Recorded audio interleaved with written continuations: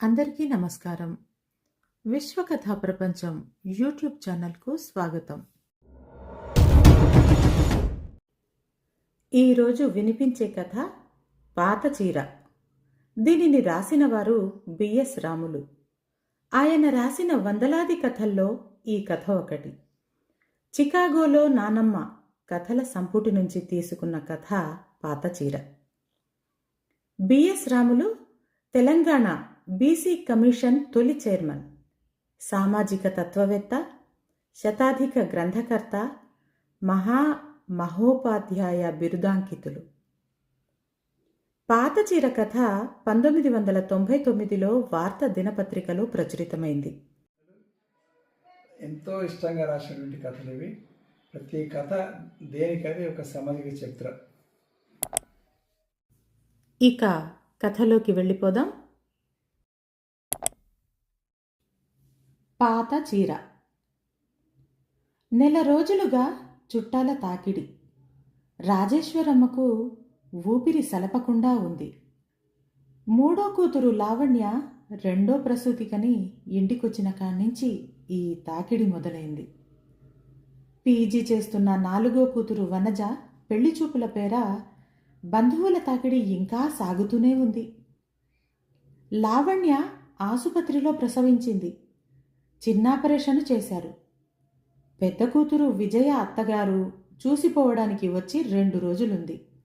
రెండో వియ్యంకుడు అలా వచ్చి ఇలా వెళ్ళాడు. రాజేశ్వరమ్మ తమ్ముళ్ళు మరదళ్ళు ఓ పూట ఉండి వెళ్ళారు. ఎంతో దూరం నుండి రాజేశ్వరమ్మ మేనమామ, చిన్నమామ, మేనత్తలు వచ్చారు. రాజేశ్వరమ్మ కూతురుతో ఆసుపత్రిలో ఉండిపోయింది. వాళ్ళు తొలుత ఇంటికి వెళ్ళారు. ఇంట్లో రెండో కోడలు కళావతి వాళ్లను గుర్తుపట్టలేకపోయింది. కనీసం మంచినీళ్లైనా ఇవ్వలేదని, కూర్చొమ్మనలేదని బాధపడ్డారు. ఆసుపత్రి వెతుక్కుంటూ వెళ్లారు. రాజేశ్వరమ్మ కనిపించేసరికి వారికి ఆయాసమంతా తీరినట్టు అనిపించింది. కుశల ప్రశ్నలయ్యాక రాజేశ్వరమ్మ మేనమామ వీరయ్య అడిగాడు, "అమ్మాయి, నాకు ఆరోగ్యం బాగుంటలేదు. కొడుకులు కోడళ్ళు నీకేమైంది? 70 ఏండ్లొచ్చినా గట్టిగున్నావు. మేం నీ అన్ని ఏండ్లు బతుకుతామా అని అనుడే తప్ప డాక్టర్కు చూపించరు. నీకు తెలిసిన డాక్టర్కు చూపించి మందులిప్పించి పుణ్యం కట్టుకోవే." వీరయ్య మామ మొహం దీనంగా ఉంది. తన పుట్టు వెంట్రుకలు తీసిన మేనమామ దీనంగా అడిగేసరికి రాజేశ్వరమ్మకు ఎంతో జాలి కలిగింది. తన కాళ్లకు చిన్నప్పుడు వెండి గొలుసులు చేయించాడు. తన పెళ్లి తానే ముందుండి జరిపించాడు. ఎప్పుడూ ఏదీ చేయి చాపకుండా బతికాడు. 4 ఏళ్లుగా అతని పరిస్థితి మారింది. ఇంట్లో కోడళ్ళు విసుక్కోవడం, కొడుకులు పట్టించుకోకపోవడం. వీరయ్య మేనమామ మీద రాజేశ్వరమ్మకు ప్రాణం కొట్టుకుంది. భర్తను అడిగితే ఎంత ఖర్చవుతున్నదో చూస్తూ అడుగుతున్నావా అని అంటాడని సంకోచించింది. పెద్ద కొడుకును అడిగింది. పెద్ద కొడుకు ప్రసాద్కిది గాలికి పోయే కంపను తగిలించుకోవడంగా కనిపించింది. అతని ముఖ కవళికలు చూడగానే వీరయ్యకు అర్థమైపోయింది రాజేశ్వరమ్మని అనవసరంగా ఇబ్బంది పెట్టానని. "మామా, 2 రోజులుండరాదే, చూపిద్దాం" అంది రాజేశ్వరమ్మ మర్యాద కోసం. నిజంగానే ఉంటానంటే పరేషాన్ అనుకుంటూ లోలోన విలవిలలాడింది. మంచినీళ్లే ఇవ్వని ఇంట్లో ఉండడం ఎలా అని వీరయ్య తటపటాయించాడు. "అమ్మాయి, ఇప్పుడు ఇంటి నిండా మంది కదా, నేను మళ్ళా 4 రోజుల తర్వాత వస్తాను" అన్నాడు వీరయ్య. రాజేశ్వరమ్మ పరువు దక్కింది అని ఊపిరి పీల్చింది. "ఆ పాత సామానంతా ఎందుకు? దేనికి పనికొస్తుంది?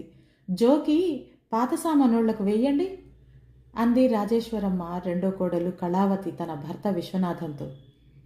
రాజేశ్వరమ్మ ఆ మాట విన్నది. ముసలాయన లింగయ్య కూడా ఆ మాట విన్నాడు. ఏమీ మాట్లాడలేదు. రెండో కొడుకు వ్యాపారం చేస్తూ ఇల్లు పట్టుకొని ఉన్నాడు. రెండో కోడలు కళావతి క్రమంగా రాజేశ్వరమ్మ గారి స్థానాన్ని ఆక్రమిస్తోంది. గత 4-5 ఏళ్లుగా రాజేశ్వరమ్మ లింగయ్య దంపతులు తమ ఇంట్లోనే తాము అత్తామామల హోదా నుండి, తల్లిదండ్రుల హోదా నుండి గతిలేక పడి ఉండే ముసలి చుట్టాల కోవలోకి మారుతూ వస్తున్నారు. పాత సామాను పడేసిన అటకకేసి ఓసారి చూశాడు లింగయ్య. పొగబారి నల్లగా కరుజెక్కిన అటకాలో ఏం ఉన్నది కానరాలేదు. కానీ ఏమేమున్నాయో తెలుసు.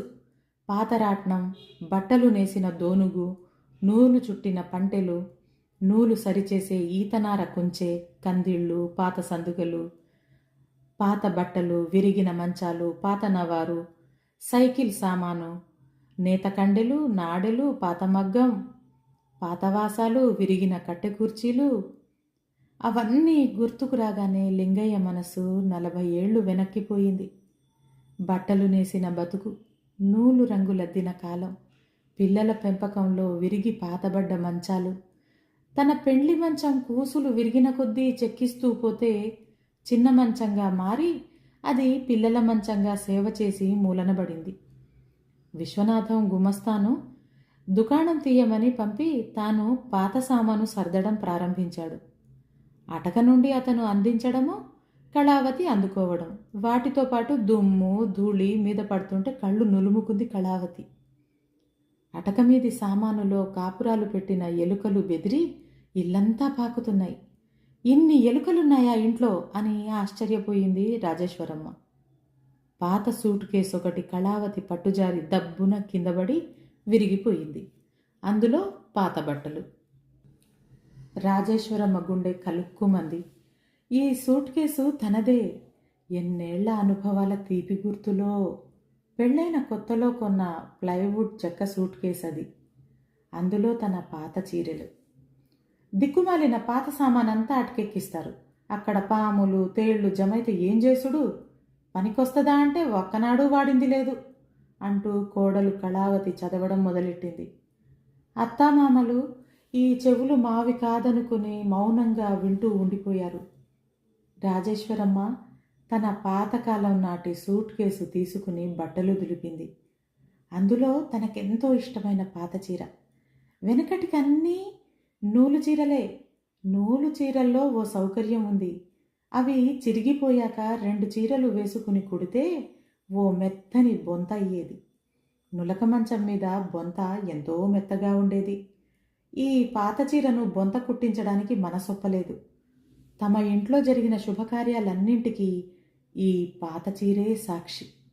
రెండో కూతురు పెళ్లినాడు ఈ చీర కట్టుకునే కాళ్ళు గడిగింది. రెండో కోడలి పెళ్లిలోనూ తను ఈ చీరే కట్టుకుంది. ఎన్ని పురుళ్ళో పుట్టు వెంట్రుకలో మరెన్ని పండుగ పబ్బాలకు ఈ చీర కట్టుకుంది.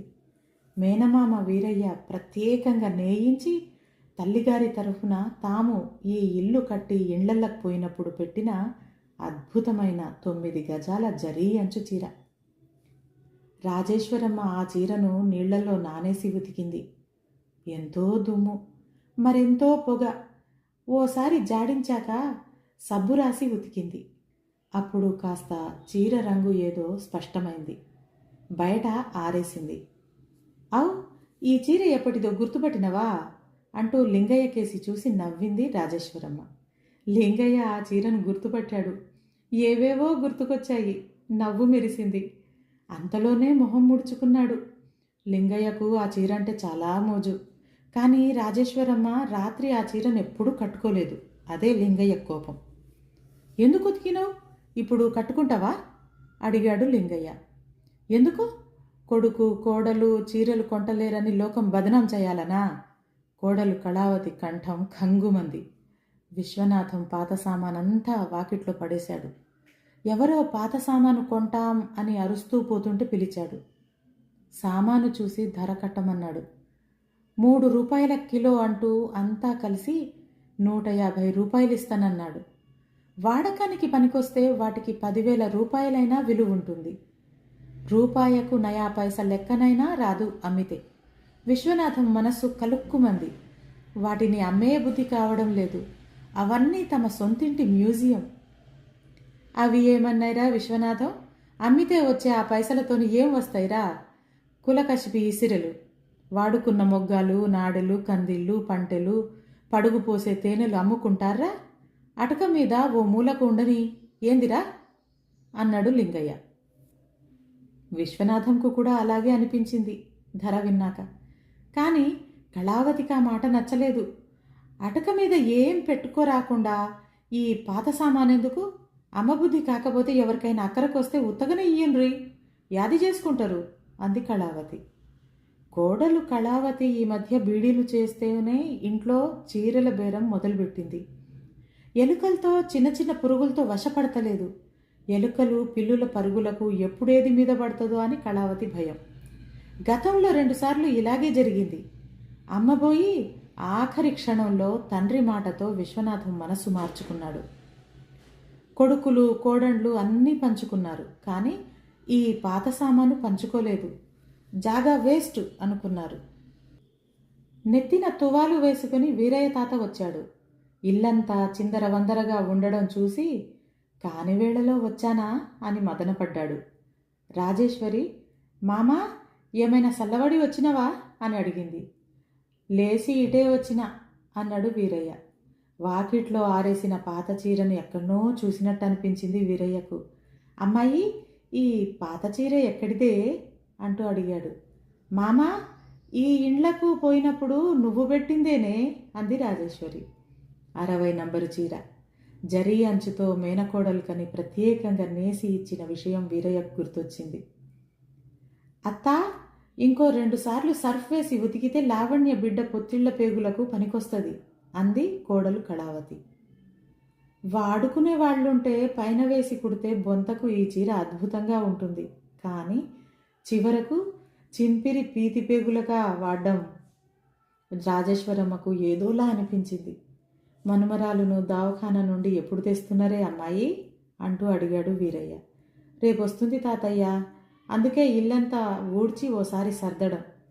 డెట్టాలో ఫినాయిలో వేసి అటక గోడలతో సహా ఇల్లంతా కడిగితే సరే, లేకపోతే లావణ్యను మా ఇంటికే తీసుకుపోతా అన్నాడు వాళ్ళ ఆయన రవీందర్ అంది కోడలు కళావతి. మేం పోయినాక పాత సామాను ఏం చేసినా మేము చూడరాము, ఇంకా కొద్ది రోజులు ఓపిక పట్టుండ్రి అన్నాడు లింగయ్య కోడలికేసి చూస్తూ.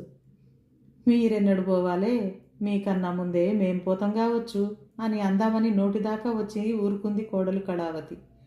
విశ్వనాథం పాత సామానంతా ఓ మూలకు పేర్చాడు. అటు కూడ్చి ఫినాయిల్ చల్లాడు. లావణ్య 2వ కూతురు నామకరణోత్సవం. లింగయ్య పెదనాన్న, కొడుకులు కోడండ్లు, పెద్దమ్మ కొడుకులు కోడండ్లు, రాజేశ్వరమ్మ పెదనాన్న, చిన్నాన్న, మేనత్త కొడుకులు కోడండ్లు, అల్లుండ్లు, బిడ్డలు, అన్నదమ్ములు, అక్కజెల్లెండ్లు, ఇలా ఎందరెందరో పాత చుట్టాలని పిలిచారు. సిటీలో పీజీ చేస్తున్న వనజ ఫ్రెండ్స్ ఇద్దరూ వచ్చారు. రాజేశ్వరమ్మ 3వ కోడలు, మాధవి కొడుకు రమేష్ పట్నం నుంచి దిగారు. 3వ కోడలు మాధవిని చాలామంది గుర్తుపట్టి పలకరించారు, కానీ మాధవి వాళ్ళెవరినీ గుర్తుపట్టలేకపోయింది. ఆమె పెళ్ళయ్యాక అత్తవారింట్లో ఉన్నదే కొద్ది రోజులు. ఆ కొద్ది రోజులు ఆడపడుచులు, వారి బంధువులు, తోడికోడళ్ల సంబంధీకులు పరిచయం అయ్యేసరికే ఎవరు ఎవరి తాలూకో తేల్చుకోలేక కన్ఫ్యూజ్ అయింది. వనజ సిటీలో చదువుతుండడంతో ఆమె స్థితి ఇలాగే ఉంది. వనజవ్వకు పెళ్లికళ వచ్చింది, ఎప్పుడు చేస్తారే అని రాజేశ్వరమ్మను అడిగింది లింగయ్య పెదనాన్న కూతురు గంగవ్వ. అలా ఒకరి వెంట ఒకరికి ముచ్చట్లకు అదే టాపిక్ అయిపోయింది. తన పెళ్లి గురించి వీళ్ళందరికీ ఎంత ఆసక్తి దేనికి? తన పెళ్లి తన ఇష్టం, ఎప్పుడైనా ఎవరినైనా చేసుకుంటుంది, వీళ్ళకేం పని అని మనసులో విసుక్కుంది వనజ. వాళ్ళంతా మన చుట్టాలే, పెద్దన్న పుట్టకముందు నుంచి వీళ్ళంతా ఏ పండుగ జరిగినా మన ఇంట్లోకి రావాల్సినోళ్ళు అంటూ లింగయ్య పరిచయం చేశాడు. వనజకు ఆ పరిచయాలపై ఆసక్తి లేదు, తన క్లాస్మేట్స్ పైనే ఆసక్తి. 2వ కోడలు కళావతి ఉన్నంతలో అందరికీ కాస్త పరిచయం. పురుడై చాలామంది వెళ్ళిపోయారు. వీరయ్య, లింగయ్య, పెద్దమ్మ కూతురు గంగరాజక్క వంటి కొందరు వృద్ధులు, లావణ్య అత్తవారి తరఫున వారు కొందరు మిగిలారు. తెల్లవారింది. 2వ కోడలు కళావతి విసుక్కోవడం మొదలైంది. నల్లా నీళ్లు చాలవు, పాలు చాలవు, ఇల్లు చాలదు, కూరగాయలు చాలవు, గిన్నెలు చాలవు. విశ్వనాథంకు కూడా కాస్త కష్టమనిపించింది. రాజేశ్వరమ్మ, లింగయ్యలు ఆ మాటలు విన్నారు. లావణ్య వాళ్ళ అత్త, వాళ్ళ ఆయన ఆ మాటలు విన్నారు. అలిగి వెళ్ళిపోతానని రెడీ అయ్యారు. కళావతి కంగారు పడిపోయింది. వాళ్లను తానేమనలేదంది. వీరయ్య మామ కన్నీళ్లు పెట్టుకున్నాడు. ఏదో మేము ఉన్నంతకాలం గిట్లనే చూడాలని పానం కొట్టుకుంటదే. ఆ తర్వాత మా పిల్లలు మిమ్మల్ని గుర్తుపట్టరు, మీరు వాళ్ళని గుర్తుపట్టరు అన్నాడు వీరయ్య. రాజేశ్వరమ్మ ఆలోచిస్తోంది. ఎంతోమంది పాత చుట్టాలు, ఎవరితో ఏ పని పడదు. వాళ్లకు అంతే, ఆడపిల్లలకు పెళ్లి సంబంధాలు వెతకడానికి తప్ప ఈ బంధుత్వాల అవసరాలే అంతరిస్తున్నాయి. కొత్త వియ్యంకులు, వియ్యపురాళ్ళు, కొత్త కోడళ్ళు, అల్లుళ్ళు, వారి తల్లిదండ్రులు, వారి తోడల్లుళ్ళు, వారితో సంబంధాలు కలుపుకోవడమే జీవితం అయిపోయింది. పిల్లలకు పాత చుట్టాలు ఎలా చుట్టాలో తెలియని దశ వచ్చేసింది. వయస్సు, హోదా, అభిరుచుల అంతరాల రీత్యా పాత చుట్టాల పిల్లలతో తమ పిల్లలకు స్నేహమే లేకుండా పోయింది. ఈ జీవి కొట్టుకున్నంతకాలం పాత చుట్టాల మీద ప్రాణం కొట్టుకుంటుంది అనుకుంది రాజేశ్వరమ్మ. వీరయ్య మామను తీసుకుని తెలిసిన డాక్టర్ దగ్గరికి బయలుదేరింది రాజేశ్వరమ్మ. డాక్టరు రాసిచ్చిన మందులు కొని వీరయ్య మామకి ఇప్పించి ఇంటికి చేరేసరికి ఇంట్లో ఏదో వెలితి కనిపించింది. ఇంటి ముందు ఓ మూల కుప్పపోసిన పాత సామాను కనపడలేదు. గంగరాజక్క వెళ్ళిపోయింది. మనమరాలికి బొంత కుట్టిద్దామని మళ్ళీ బాగా ఉతికి ఆరేసిన పాత చీర కనిపించలేదు. లావణ్య ఆ చీరను చింపి తన కూతురి పీతిగుడ్డల కోసం ముక్కలుగా చేసింది. అయ్యో, పాత చీర చింపినావే అంది రాజేశ్వరమ్మ లావణ్యతో. అవునానమ్మా, దీనికి పీతిగుడ్డలకు పనికొస్తుందని నువ్వే తీసి ఉతికి ఆరేసినవంట కదా అంది లావణ్య. బాధగా నిట్టూర్చింది రాజేశ్వరమ్మ. వీరయ్య మామకు ఆ చీరను చూసినప్పుడు ఈ ఇల్లు తన వాళ్లది అని కలిగిన ధీమా పూర్తిగా దిగిపోయింది. చిరిగిన పాత చీర పేగులు చూసి తాను ఎవరో పరాయి వాళ్ళింట్లో ఉన్నట్టు అనిపించింది. అమ్మా, ఈ ముసలి తాతయ్య ఎవరే అని అడిగాడు రెండో కోడలు కళావతి చిన్న కొడుకు ప్రవీణ్. నానమ్మ అమ్మకు తమ్ముడురా అంది కళావతి. అలా అంటే ఎవరే? నానమ్మ అమ్మకు తమ్ముడు అంటే అని అర్థం కాక ప్రశ్నించాడు ప్రవీణ్. ఎట్లా అర్థం చేయించాలో కళావతికి తోచలేదు. తాతయ్య, మీది ఏ ఊరు? పెదనాన్న నీకు కలుస్తారా? పెదనాన్న కొడుకు విద్యాసాగర్ అన్నయ్య ఇప్పుడు కాలేజీ చేస్తున్నాడంట కదా. నిన్న ఫంక్షన్కి ఎందుకు రాలేదు? నాకు అన్నయ్యను చూడాలనుంది. నువ్వు పోయి పంపిస్తావా తాతయ్య అన్నాడు ప్రవీణ్. వీరయ్య మామకు ఏం చెప్పాలో తోచలేదు. వాడికి వాళ్ల పెదనాన్న కొడుకే తెలియదు, తననేం గుర్తుపడతాడు అనుకున్నాడు. ఎక్కడికో పోయిన లింగయ్య వచ్చి పాత సామాను గుట్ట లేకపోవడం చూసి అవాక్కయ్యాడు. ఈ సామానేమైందే అంటూ ఒక్కసారిగా అరిచాడు లింగయ్య. తన అనుభూతులు, అనుభవాలు, జ్ఞాపకాలన్నీ ఎవరో ఊడ్చి పారేసినట్టు అనిపించింది. 3 నెలల దాకా లావణ్య ఇక్కడనే ఉంటది కదా, ఇల్లు సాల్తలేదు. మీరు ఇంటెనక రేకుల కింద పండుకోన్రి. మీకోసం వచ్చే చుట్టాలు బాలెంత ఉన్న కాడికొస్తే ఎట్లా అంది కళావతి. ఎంతో నొచ్చుకుంటూ చేసేది లేక తమ పాత బట్టలు మంచం తీసుకుని ఇంటెనుకకు నడిచింది రాజేశ్వరమ్మ. పోతనే అమ్మాయి అంటూ వీరయ్య మామ వెళ్ళిపోయాడు. లావణ్య బాలెంత మంచం ముందు గదిలోకి మారింది.